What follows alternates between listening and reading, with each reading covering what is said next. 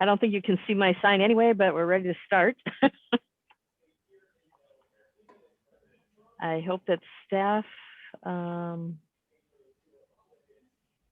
hard to tell if staff has if we could take down the title page so that I can see who's on the call, that would be very helpful.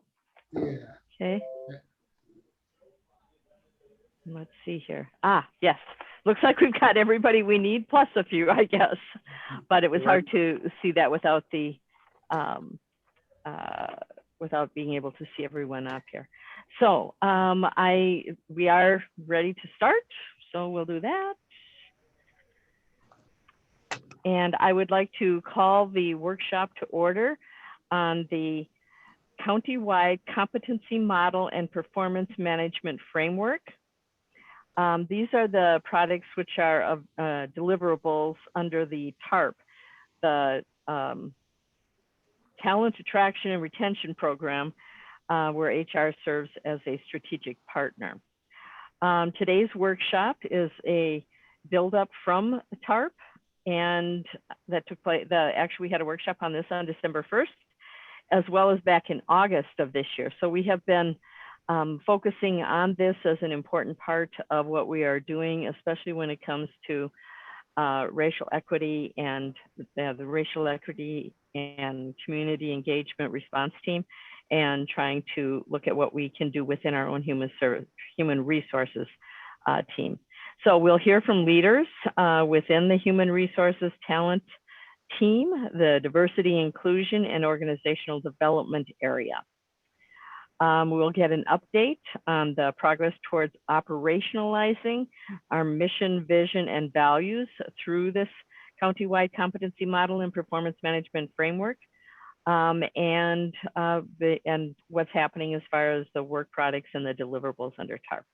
We'll hear from our own experts and leaders from within HR and learn about the framework and next steps. And I think this is truly an exciting time to get this update. And I believe I will be turning it over to Maria Sarabia. Is that correct? That's correct. Thank you, there Madam you Chair. Appreciate Thank you. Thank you. Good morning, Madam Chair and Commissioners. I'm pleased to be before you today to represent the Human Resources Department. Again, we are the Diversity, Inclusion, and Organizational Development team. We sit within the Talent Division of HR, and we report to our Deputy, Ann Feynman, who's in the room and is serving as our acting director right now within HR. And Ann has been a great support in this work, and she's helped our department focus and prioritize all the moving pieces of the talent attraction, retention, and promotion work. This is a strategic priority, and a lot is happening, especially amidst COVID, but we're very happy to be here because we know that all of this work connects to our workforce and impacts our workforce, and also impacts how we provide public service. So if we go to the next slide. Here you can see how we'll spend our time together. We are joined by some very brilliant folks who will be speaking with us today. We'll provide a holistic overview of how the performance management system and talent development framework has evolved. We will showcase actions and needed next steps, as well as investments to promote Ramsey County as a learning organization by rolling out and operationalizing a countywide competency model to be supported by the larger performance management framework. I should also share that I'm really proud to be on this Zoom with my teammates here, Sylvia Dominguez-McCallop, Abel Pinheiro, Andrew Lund, as they've been very connected to this work for more than a year, along with many other colleagues from across the HR department and folks across the county who also join us here today. So if we go to the next slide. Here we're going to just review the purpose. Madam Chair, Commissioner Reinhardt spoke to it really clearly. What we want to do today is connect the dots and give tangible examples of how this puzzle pieces fit together. We will present examples of work products. We're going to showcase how we're making this strategic priority actionable to have an impact on our organization, moving from ideas and concepts about organizational culture and value to real transformation and accountability. We're here to illuminate the progress and potential of the talent attraction, retention, and promotion strategic priority. There's been much energy and inquiry amongst our workforce from our Ramsey County residents and leaders at all levels about next steps.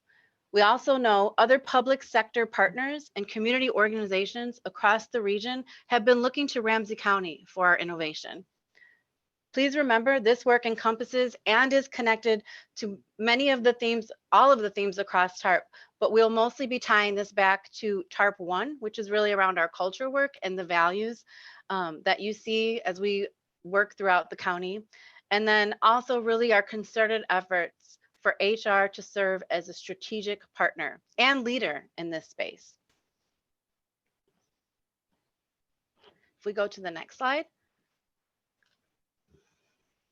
So in the context of HR being a strategic partner, we know there's lots of energy around the competency model and the talent development framework, but I want us to also draw our attention to this performance management work stream, which really served as a guide and put parameters in place for us to truly be transformational and look deep within ourselves, within HR, and in some ways refine and uplift our own functional roles and expertise.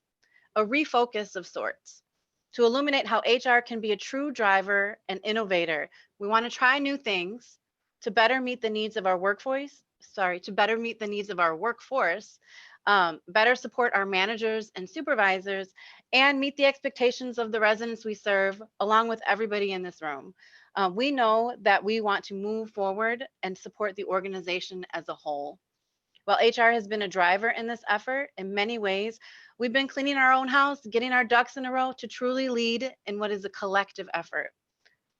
So we're excited to share the progress.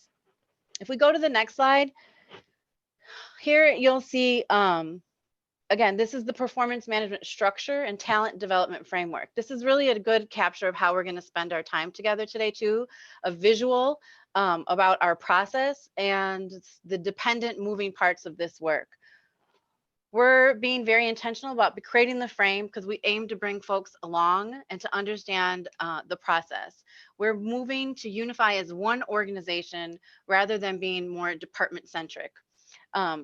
You'll see, and Zoom always kind of trips me up. So I'm going to point to the big gray box. I don't know if it's on y'all's right or left, but we're being driven by our mission, vision, values, and strategic priorities, which feeds into our competency model, which then also supports and flows into our individual development plan and then performance appraisal.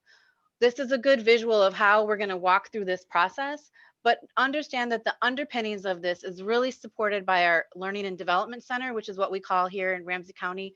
It's our learning management system. That's the glue that keeps all of these pieces together. And the emphasis of having our performance management system, the next piece of this technical solution must be connected to that learning management system.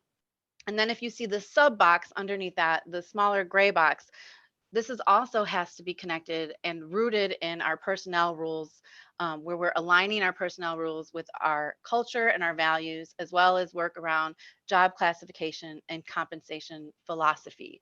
As I mentioned, the DIOD sits next to the general services under the talent division. So our colleagues from the general services area are also working very diligently and hard on making all of these pieces come together.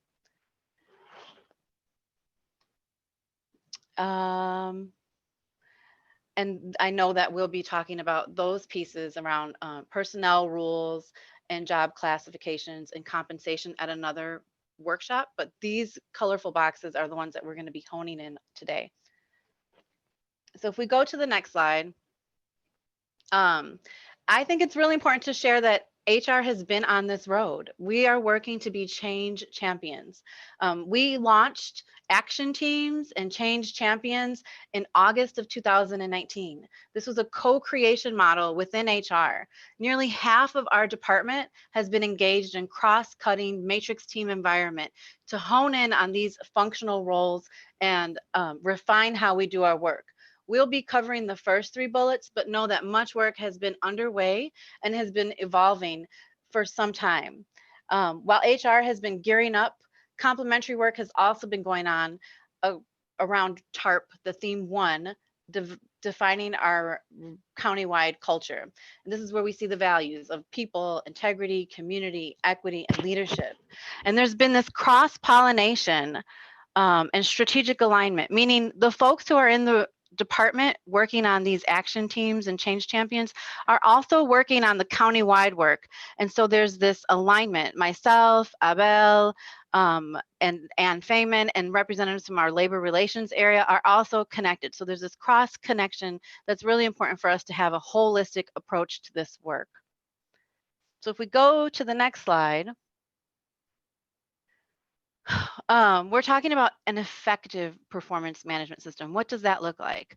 We know that it has to align with our mission, vision, values, and strategic priorities. An effective performance management system requires structure, clear expectations, common language, repeatable and predictable processes, transparency, onboarding, reminders, learning and development opportunities, all to be supported through ongoing communication, policies and development. And this is really the infrastructure. Again, elevating our values in this work.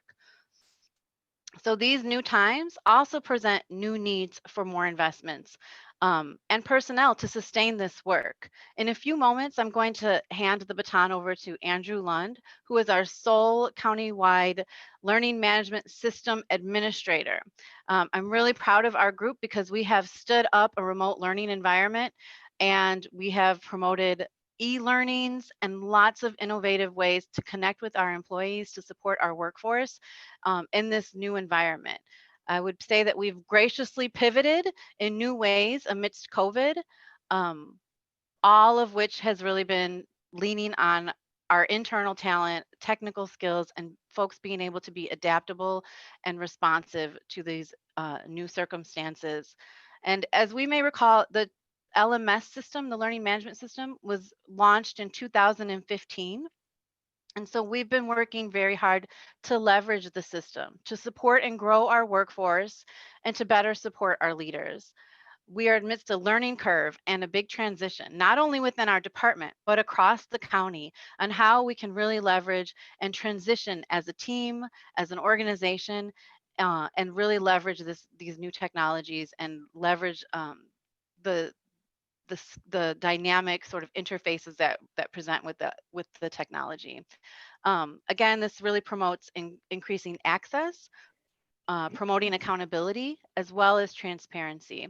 And so we're going to pass this over to hear from our DIOD colleagues, and I'm going to hand it over to Andrew to talk a little bit more about the value of the technology and how it's really important for us to leverage this going forward and prioritize that. Yeah, thank you, Maria. Good morning, everyone. So last year, I was privileged to be part of the performance management action team, along with a team of my coworkers across HR. Early on, we came to the idea that performance management isn't just a single data point that we get from a performance appraisal, but it's a system of continuous feedback that happens between employees and managers and supervisors. By leveraging technology, we can not only easily capture that feedback, but use it to help develop our employees' knowledge, skills, and abilities in their current and hopefully future roles within the county. These systems have enhanced features that improve the ease and effectiveness of employee evaluations, as well as provide real-time access to records of past evaluations, progress on their goals, as well as a roadmap for the employee's development. All of this allows supervisors and managers to easily recognize high performers on their teams, as well as identify skill gaps. It also improves employee engagement as they have an active role in defining their own development within the county. The goal for any future performance management system is to integrate with our Learning and Development Center so that there's a direct connection between the competencies that we hope for the employees to develop and the trainings that will hopefully help them reach those goals. So for more on our competency model, I'd like to pass it off to Sylvia Dominguez-McCaleb. Thank you, Andy, and good morning, everyone. So we must emphasize the importance of being a learning organization. From here, we will review the from design and definition to application part of the agenda. When we look at what it means to build and support a learning organization, We have in mind a Ramsey County that must learn and adapt continuously in order to drive continuous improvement. In other words, it's about an organization's capacity to change. Understanding the demonstrated knowledge, skills, and abilities needed to carry out Ramsey County's mission, vision, values, and strategic priorities, we built the Ramsey County competency-based performance management model.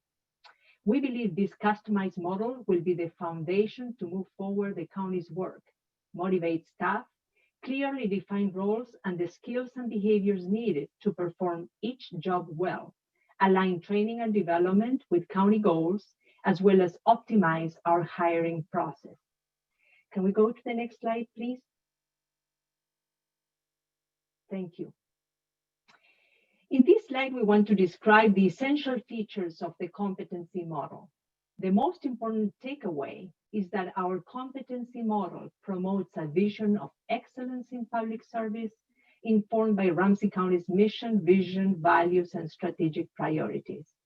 Incorporates Ramsey County racial equity policy, and Maria will expand on this later in our presentation. It informs our learning and development strategy, supports diversity, equity, and inclusion strategies, and serves as a tool to identify ways to grow careers and strengthen public service. And now I will pass the torch to my colleague, Abel. Thank you. Thank you, Sylvia. Before I discuss this slide a little bit, I'll give you a little background on the culture change work that's being done right now. As you know, the board was given a general TARP update on December 1st, which mentioned the resumption of the countywide culture change team, their work of carrying on the work of TARP Theme 1, which was to help the county define Ramsey County countywide culture. We're currently in phase 2. Of course, that was suspended due to the pandemic. At that time last March, the team had completed engagement surveys and workshops focused on values of people and integrity, soliciting the help of county employees to further define the operational and individual behaviors most essential in living out each of these broadly defined values. So these workshops were developed with help of one of our vendor partners, Lisa Tabor from Culture Brokers, and Sean Tan Howell from the county's EPMO office. The committee also has executive sponsorship and leadership from now Deputy County Manager Kathy Hadeen. We're now continuing this work of the values-behavior alignment consensus workshops. They're going to be conducted virtually. Coincidentally, today in Ramsey News, you should see an article providing an update to all county employees about the continuation of this work and how to engage with it. So back to the slide. The genius of the county values is that they are strong and clear, yet they're broad enough to serve as a framework or categories, if you will, under which specific operational and individual behaviors can be further specified, elevated, and even prioritized. I want to emphasize here that the values inform the behaviors. I'm talking about difference-making behaviors, behaviors that can be observed and assessed.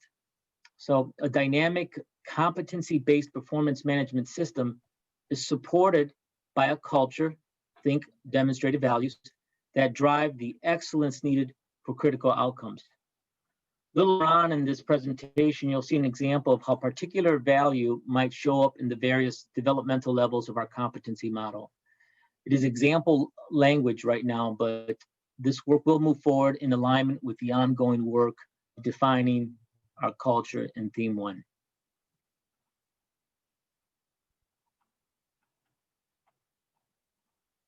Thank you, and I'll hand it off back to Maria, I believe. I think it's Sylvia. Oh, Sylvia. Thank you. All right. So this slide and the next one show an overview of the Ramsey County competency model. Abel already shared with us how the competencies were informed by the Ramsey County values.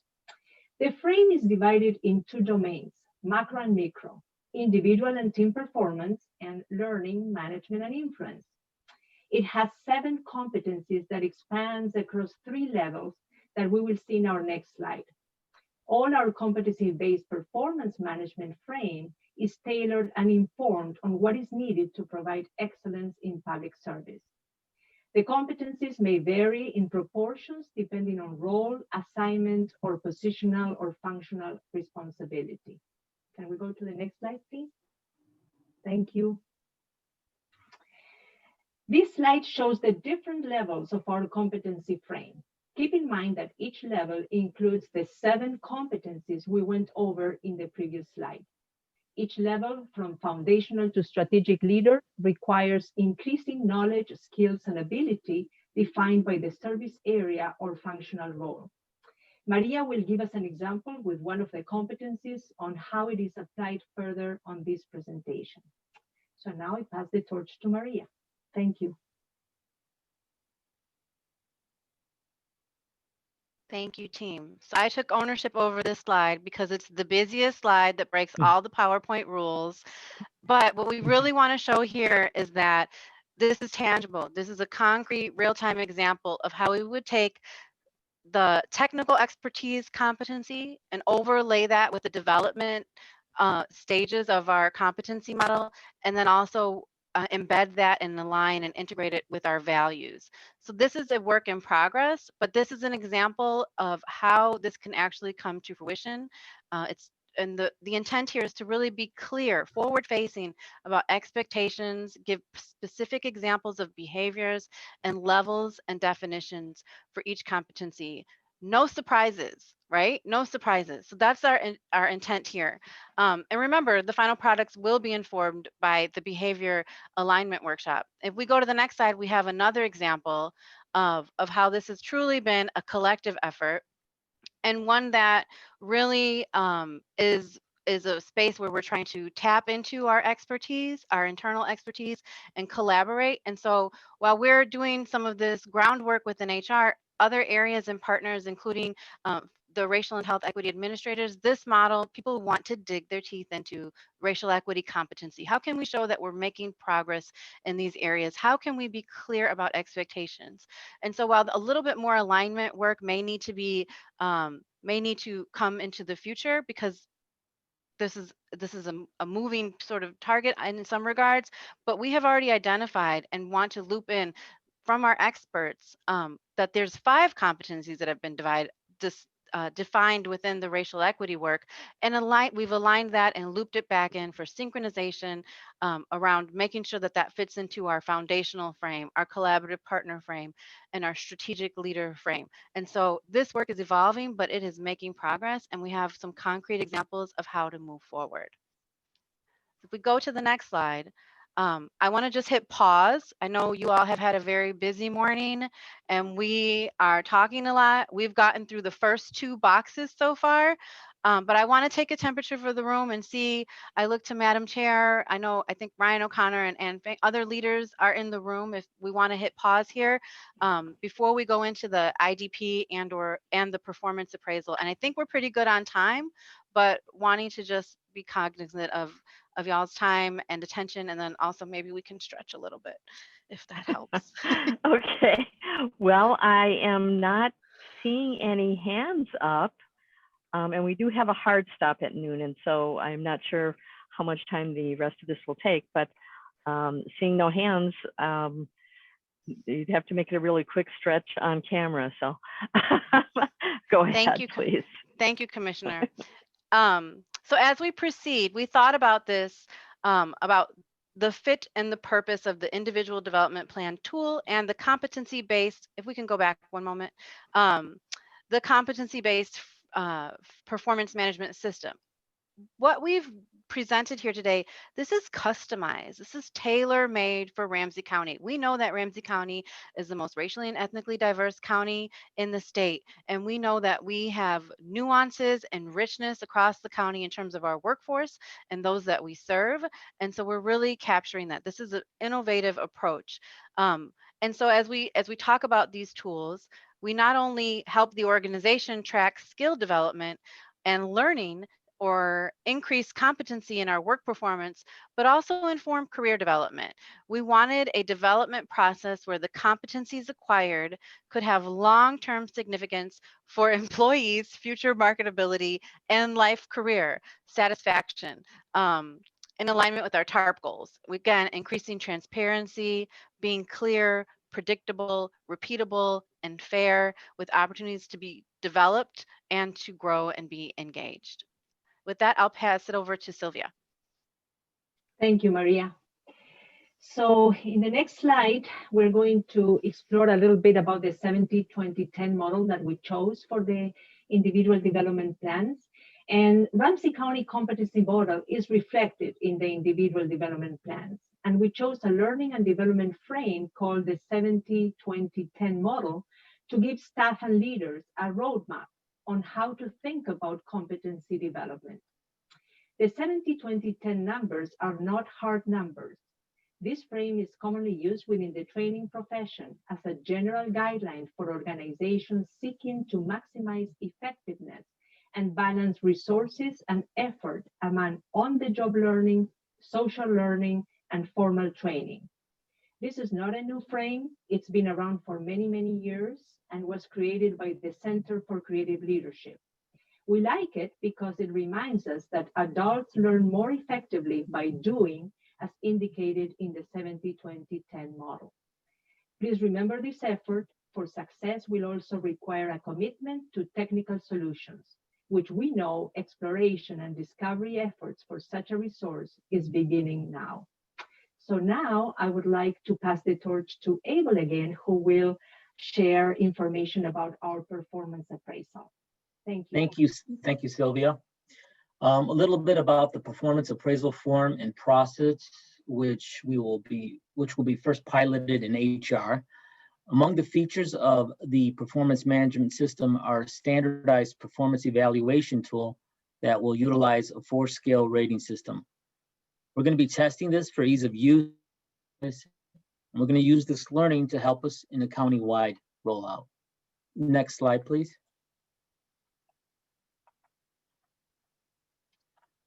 So important features of a holistic and values-based performance appraisal process, which would be employee-centered, employees' right to know what the expectations are and how they're performing against those expectations, the clarity of those expectations, and for it to be able to drive accountability, to encourage growth, learning, and development, uniformity and standardization, engaging the individual in their own development, engages with our mission and vision of Ramsey County.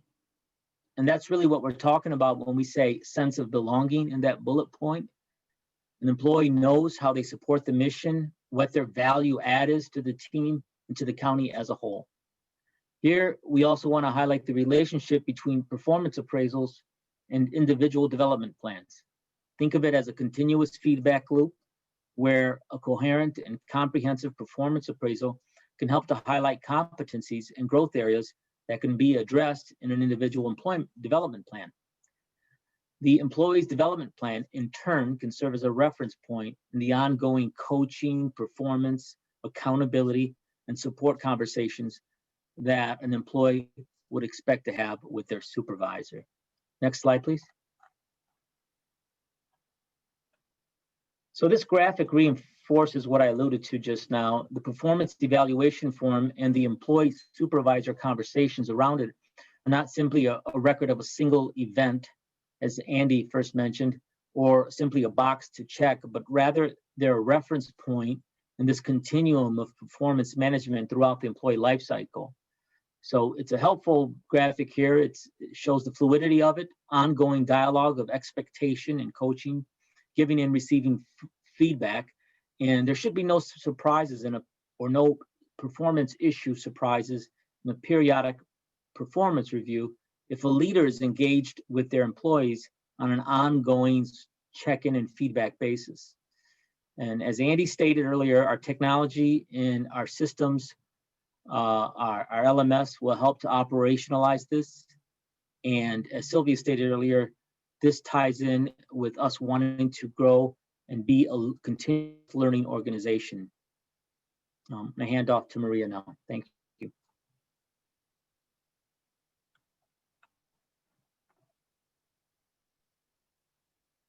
Thank you. Thank you.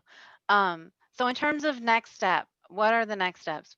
In a short view, we are wanting to pilot the performance appraisal form. We are having folks complete their IDPs now. We are working to enhance and modernize the performance improvement plan. Um, and also, we're continuing to assess technical solutions through discovery activities throughout 2021. You've heard that before from Ann Feynman earlier this month.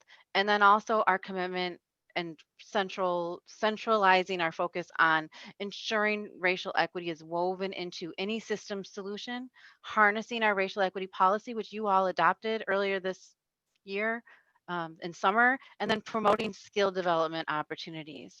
Additional priorities as we embark on 2021, revamping our employee recognition processes, being more efficient and effective in those spaces, wanting to create more training modules for workforce managers and supervisors, core trainings that are essential for folks to know what the expectations are to serve here at Ramsey County.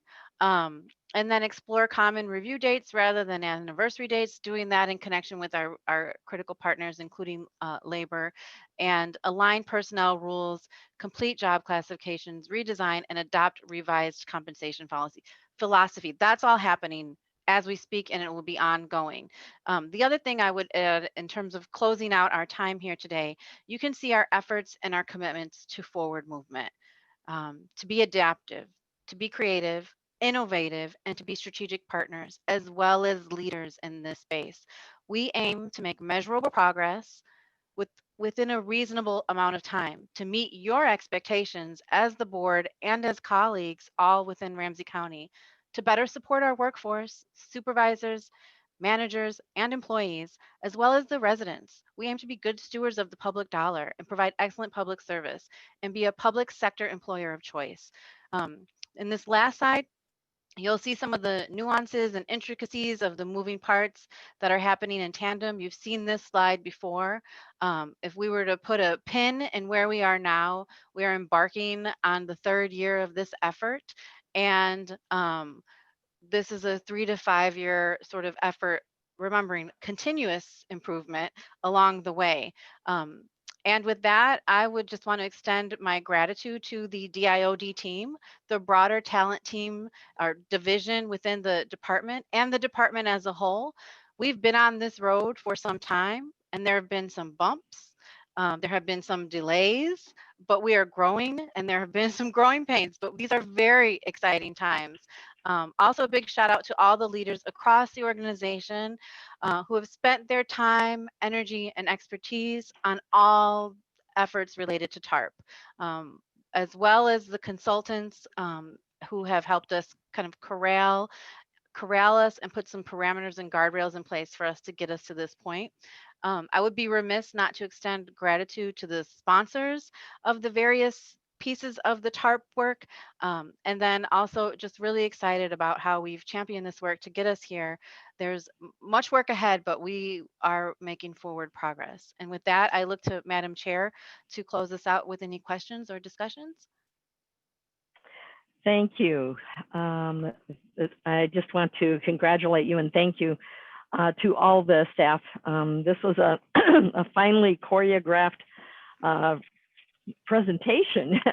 The handoff was pretty incredible, and it's a very exciting, and it's very obvious that everyone participating in this throughout the organization actually, but the excitement and the possibilities that are being explored and moved forward are real, and there's a plan in place. And that was evident from the previous workshops we've had as well, but it's exciting to see the progress that's being made and how important it is to our organization.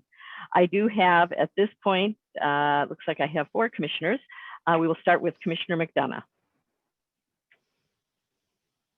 Thanks, Chair Reinhardt. I've got questions in 2 different areas. The first one, and this is really great work. I'm just amazed and impressed, and I see the passion here, but I can really see the heart and mind here at work. You guys are doing really, all of you are doing great work. The first area I have a couple questions or wanted to flesh out, and I didn't see it too much in this presentation. It might be coming in the future. You might already be doing some work. Is one of my concerns over the years has been how do we really prepare supervisors and managers, people that are actually going to do the appraisals, the performance appraisals, because they may move into a supervisor role, they move a management role, but that's a really that's a tough skill set, right? Giving feedback to employees that you work with every day, especially if it's not necessarily always positive. And so how are we going to support, I think, really, this is really focused in on the employee so they know what expectations are, how we help support them, and moving from foundational to collaborative to, potentially strategic. How are we supporting the folks that actually will be doing the appraisals and helping support them to be able to do constructive, positive, beneficial appraisals, but honest and authentic? No, that's a really good question. And we've been responding and trying to keep the wheels on throughout the pandemic. And in fact, we're going to sort of hit pause this first quarter because that's exactly what we need to focus on. If we look at the competency model in a comprehensive view, there's 7 competencies across 3 levels of development. Our hope is that if you're in a supervisor, manager, director level, that you would be at a level 3 of development as a strategic leader to have a systems impact, and you would have built up your skill set to Okay. be able to have the competencies for, and if not, then that's where we're building up our learning and development modules so there can be clear criteria defined on saying, okay, we're developing, we're investing, we're evaluating, we're continuously improving to support supervisors and managers to be able to have those more authentic conversations with folks about expectations and work products, and in terms of our driving it. And the beauty of this is it's not me. Hey, we work for Ramsey County. These are values. This is our strategic priority. These are our commitments that we've made. It takes out the personal piece of it and says this is part of us being a mission-driven organization.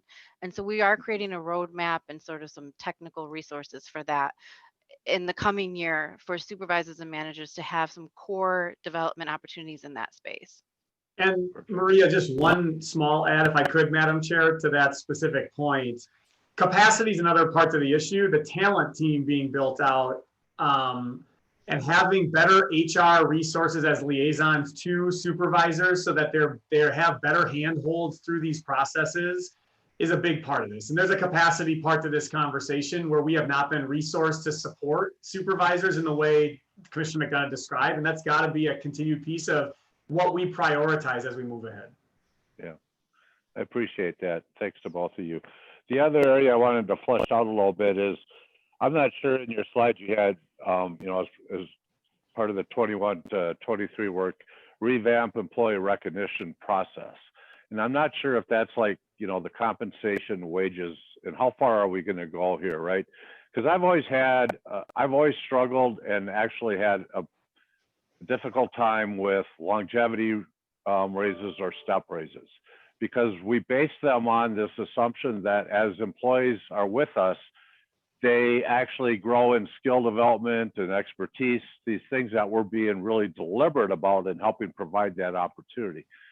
And there's an assumption there, and some will do it really well. They'll be the leadership category, or the strategic, some will be in that collaborative, and some in that foundational, and some don't really ever do anything much more than what they did when they came in. And are we seeing this eventually going? And labor's argument against anything more than like a longevity or a step raise, and their argument, people will get better at their job the longer they're in it, has been the arbitrary or capriciousness into it, or the inequities in it, and the opportunity that we're not treating everybody and the same, and that it does get more personal. And you're really building a system that's built on values, and it's being built on the work that we're doing in the county, and you're attaching it to it, and you're developing very clear, concise expectations within foundational and collaborative and leadership. And and I'm really happy to hear labor's a part of this, because I think in the end, I don't know, how far are we willing to go? Are we willing to go that far eventually as we build this and we get the trust, and we can hold ourselves accountable that we're actually following through on what we're doing here and helping support our employees? Madam Chair, Commissioner McDonough, if I could take a shot at answering that one. So back to the workshop from 2 weeks ago, where we talked about the 2 zones of performance and the way we would manage it across Ramsey County comes into play, I think, in responding to that, hopefully. You know, there is a part where we do want to see more incremental step increases as we go through those 3 levels of competency development that Maria and the team laid out here today, and the various competencies.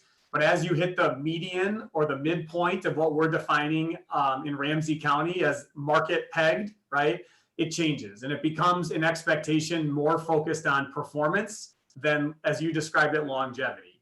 Now, some of that will have to be bargained with labor, both in terms of having a multi-tier structure and everything else. And so it may take multiple years on that. I think we will need to consider starting where we can and making progress as we have opportunities, but the value is significant for employees and the organization as a whole. Yeah, thanks. I appreciate that. Madam Chair, if I could just make one more comment, and certainly would be interested in any feedback, but I also think, you know, as we're doing this and I'm looking at this, and again, it's really good work, but, you know, the foundational, collaborative, strategic, and we're really trying to help support employees in their own personal growth and development working for us. And there's a return and benefit for us, right? Our residents and the people are serving are getting a higher performer to help be able to support them. But we also want to make sure, at least I would like to hear some thoughts.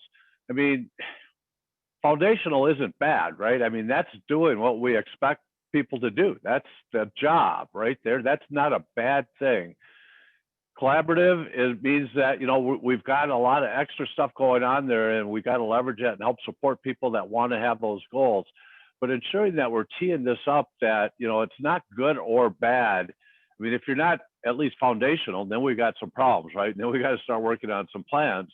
But the fact is, no matter where you're at in your development, you have value to this county, and we need you to continue to be working. And, you know, I'll leave it at that. I'm starting to get a little clumsy there, but I see some shaking of heads, so maybe I'm not off here. Thank you, Commissioner McDonough. No, you're not off there. Next, I have Commissioner McGuire, followed by Commissioners Carter and Modis Castillo.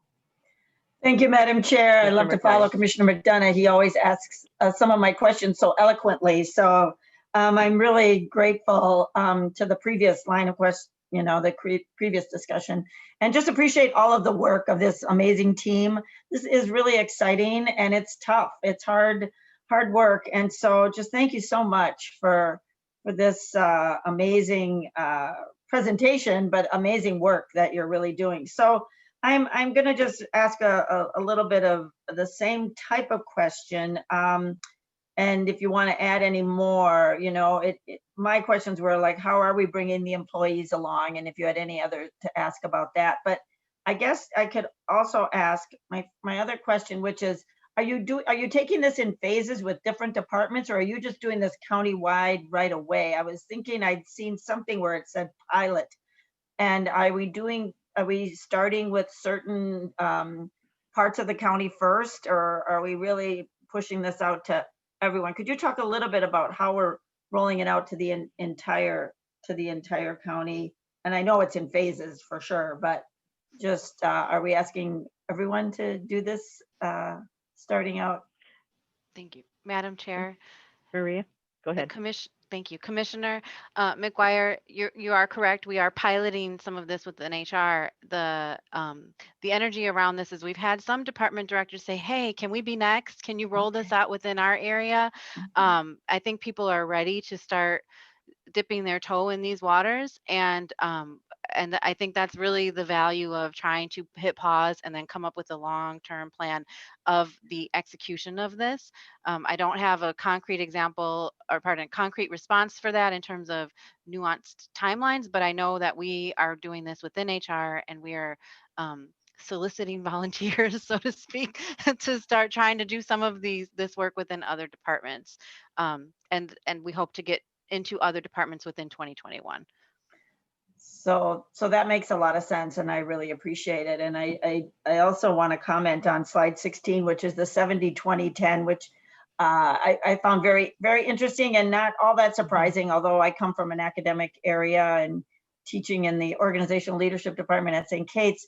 The 10% comes from classroom teaching or reading books, and the other 90% is from on the job and coaching and mentoring. So, I mean, I think it's just amazing that we still do value at, formal training. And I know we are very supportive as a county of people getting their formal training, but that was just a really interesting slide to me, and that recognition that we really need to pay attention to what's on the job. You can't just send somebody to school and expect they're going to come back and know how to do all of that. So I think it's just amazing that awareness and that amount of work that we need to do on site here. So I don't know if you want to comment any more about that, but I think that's just it sets up a lot of a plan forward, as you said, with a lot of internal work.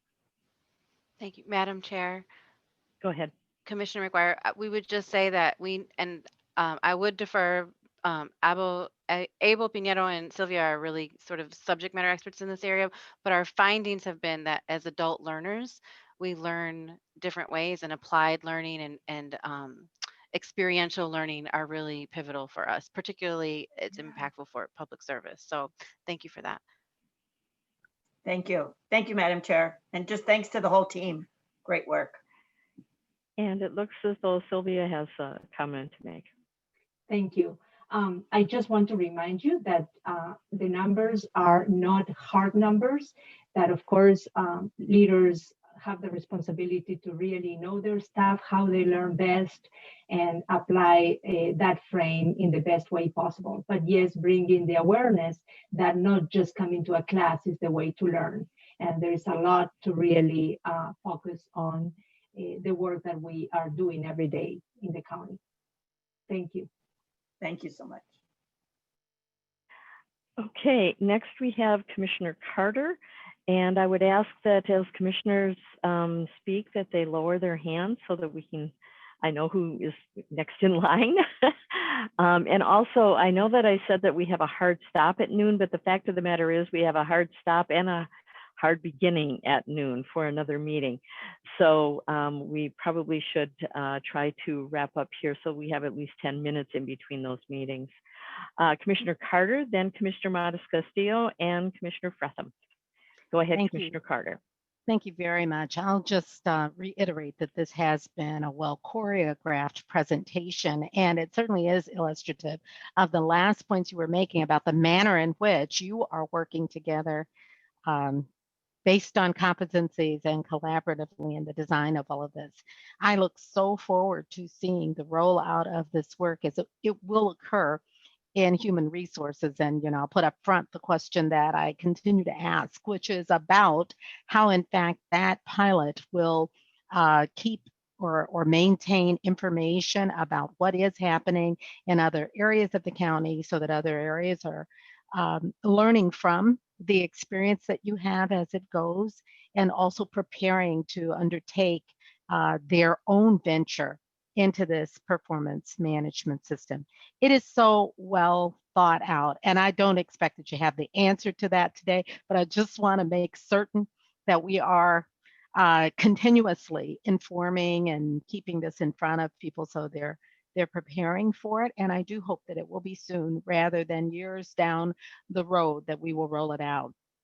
I also think it's really informative that as you set up the structures of learning, and we were just talking about what those structures are, including more formal learning and other ways also on the job of embedding those competencies, that you have already figured out based on the development of this work, how that includes a connection to community.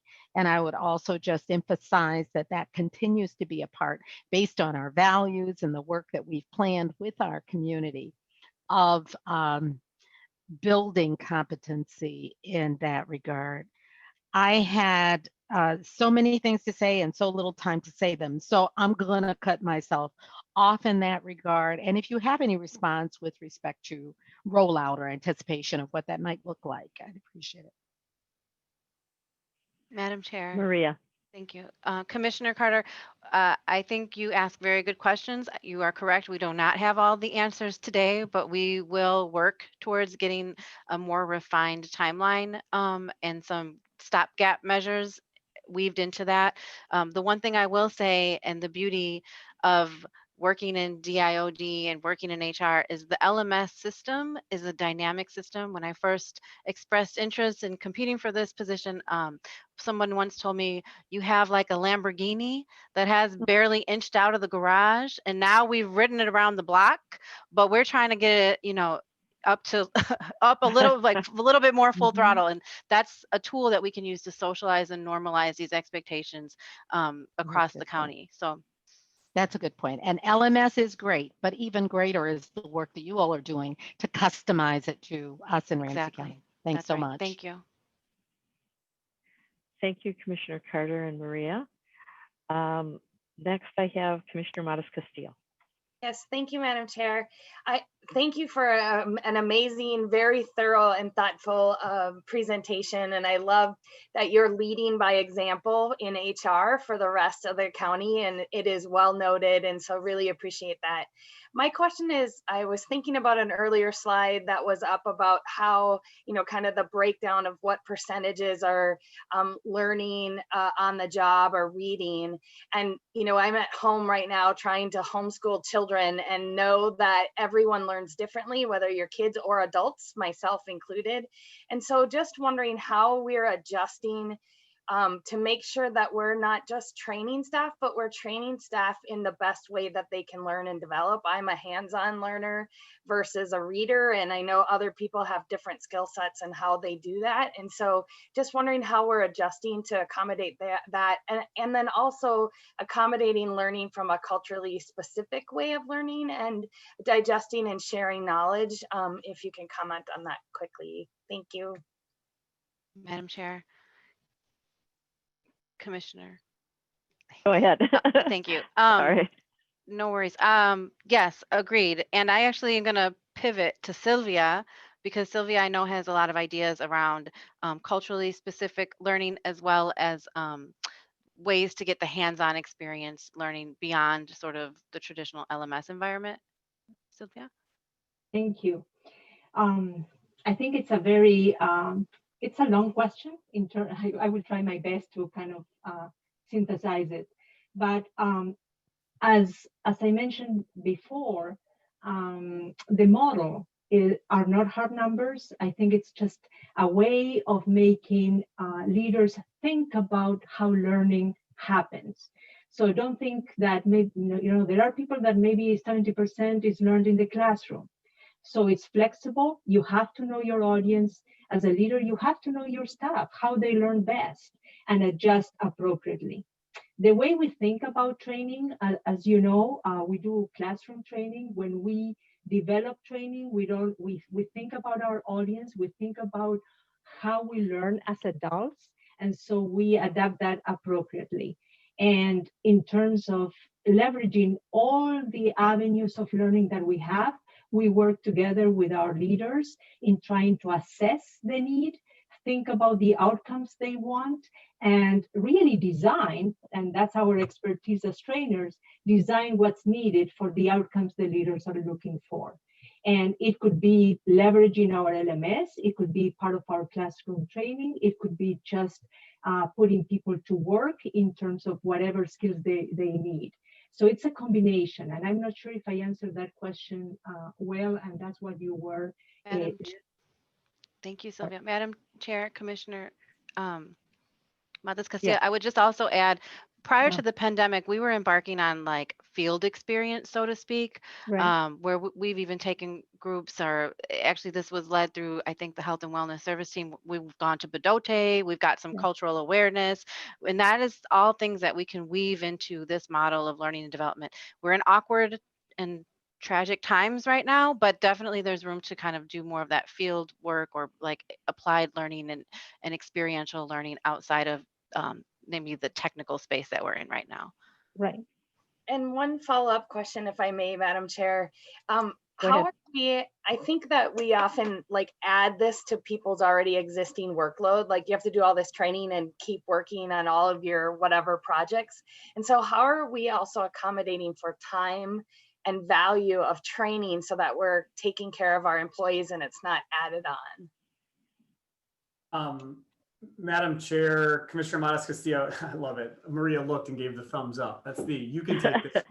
Again, this does go back to what we bargain though and where we do bargain it. And so I think it's important to note that we do have different strictures right now for training and development. And unfortunately, not enough employees take advantage of that. You know, we still see too many people sign up for classes and not use them or take them then the whole way through. That's gotten better, but it's stuff that we track. And so that's part of it. I think there's a technical answer, but then there's also the supportive leaders make a big deal, right, for staff as they're growing. And knowing your boss supports you in taking on challenge is a big deal. And so knowing your boss's boss wants your boss to support you is another part of that, I think, is the key from the whole way through this organization.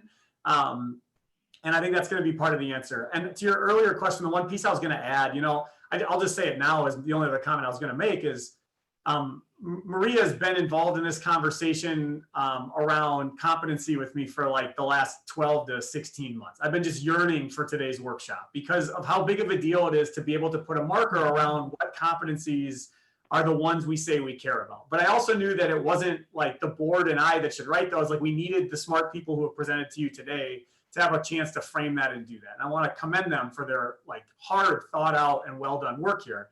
But to that, I think the back end becomes, instead of saying you need to take 3 classes next year, it's here are the 3 areas where we need to see growth in you on this competency model over the coming year. And here are the next 5 years of where we need to see growth. And if you've ever done the IDI, which I know you all have as a board, the IDI doesn't tell you exactly how to go forward and make steps. It tells you ways you could. And there's a lot of various ways to engage. I think we need to think about that in our own development models as we go ahead.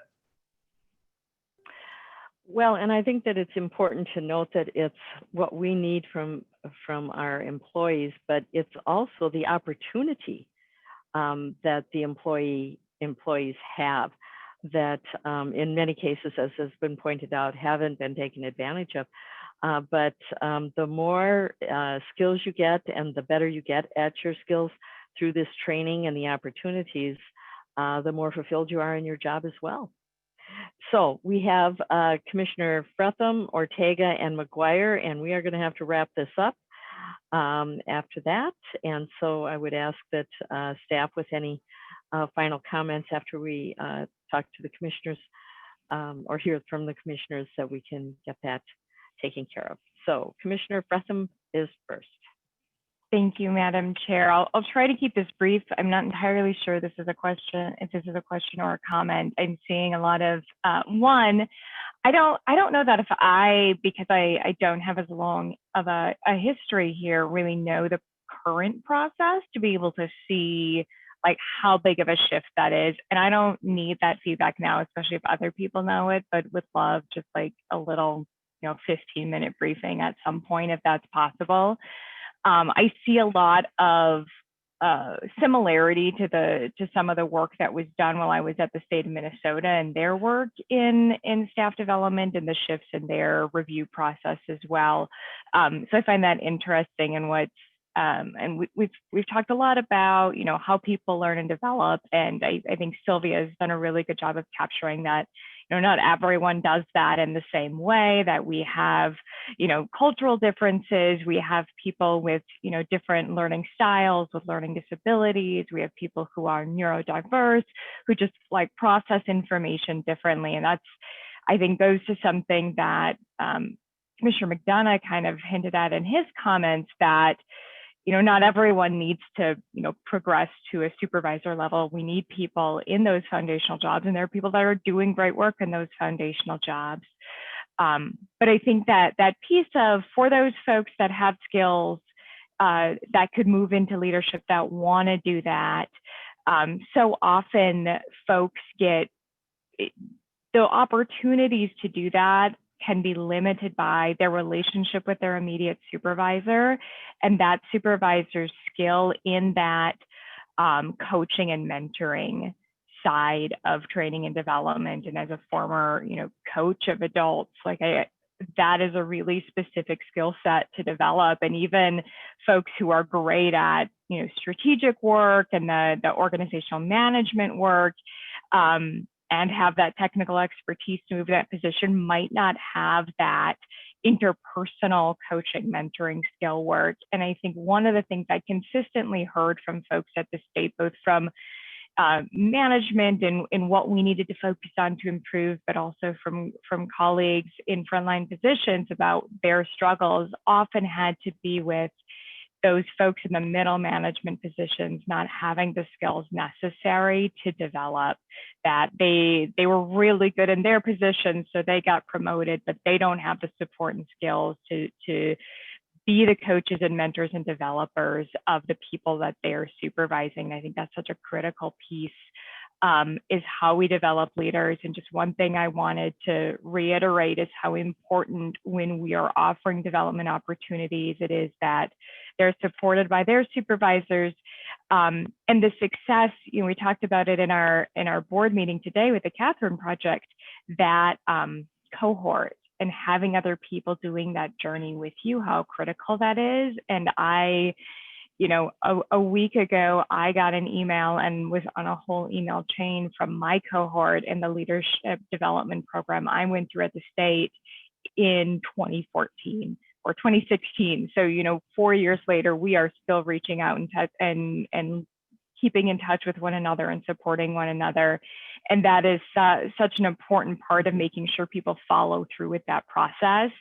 And I know for me as well, being a part of that specific leadership development program was, considered an honor and something that, as someone who wanted to move into management, but that position hadn't opened up yet, a way to keep people engaged in developing in that work. And it provides skills for leadership, even without that positional authority. So just thinking about what are those processes for how we're developing, and how that really seems to be a critical key piece as you're rolling out something like this, that without that, it's going to be so patchy and spotty throughout the organization if that middle team isn't well supported. So I think it was a comment, not a question. There you go. Thank you, Commissioner Fretham. We will go on then to Commissioner Ortega. Thank you, Madam Chair. I'll be very short. First of all, let me echo what everybody else has been saying. This is very great work by the staff. Very ambitious. Kudos to you. Some of the questions I had have already been answered regarding the cultural issues and so forth. But our diversity also includes those employees that have been working with us maybe 2 or 3 years, and those that have been working with us 20 years. And so we should just be mindful of that as we move forward. I also like the fact that you folks are making it is not all science, there's art to this. And I think you've captured that. And I just want to, at least for me, give you permission to experiment, and maybe you're not successful all the time, and that's okay. We need to know those stories because that's how we learn. But the other thing is, I hope that we're noting how we get the staff to learn from each other. I know that in the past, having worked with different folks from different groups, have learned a lot, and we got to open those doors too, in terms of how we learn about how different groups work together, because then, in a sense, we get a workforce that's multicultural, regardless of what race you are, if you learn about each other as part of that process. So I just want to throw that out. Those are the kind of things that I think are maybe some of the byproducts of this more scientific, more regulated way of trying to manage people. Thank you. Good work. Thank you, Commissioner Ortega. I think that some of the words that we've been using here during this workshop really say it all, and that is support was one of the main things. That's what this is about, is being supportive of our employees and the employees being supportive of the service provision that is going on. I heard, well, I started out with choreographed presentation because of all of the great information that was provided to us. Commissioner Ortega kind of wrapped it up with the art of what you are doing and the passion that is brought to this work. And that is something that will be felt by all of the employees and obviously all of the board as we move forward. So this is very exciting to be moving forward, and we have not lost sight of what we are trying to do with our vision, mission, and goals and the service delivery model. So Maria or others, do you want to wind this down then? Well, I would just say thank you for your time. We're available to kind of do walkarounds if folks want to talk more about it, but you've been really gracious and thank you for your time. And please try to squeeze in a break before your next meeting. Okay. Well, it'll be a short one, but that's okay. Okay, so for the commissioners that are on the county courts committee, we have, it will be called to order at noon. We have a separate link for that. And then at 1:30, we have another workshop with an additional link. And I believe, if I remember correctly, Commissioner Matas Castillo will be chairing that workshop. So we've got busy lunchtime and afternoon going forward. And with that, I will adjourn the workshop. Thank you very much. Great work. Thank you.